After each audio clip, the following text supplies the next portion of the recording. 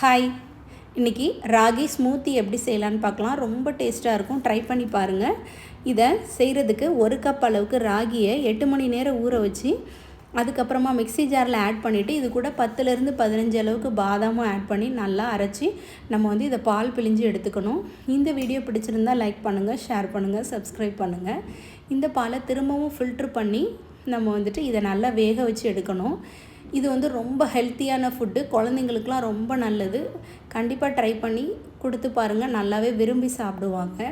இந்த ராகியை நல்லா கிளறி இந்த அளவுக்கு வேக வச்சு எடுத்துகிட்டு இது கூடவே ஒரு 4 ஸ்பூன் அளவுக்கு நாட்டு சர்க்கரை, ஒரு அரை டீஸ்பூன் அளவுக்கு ஏலக்காய் பொடி,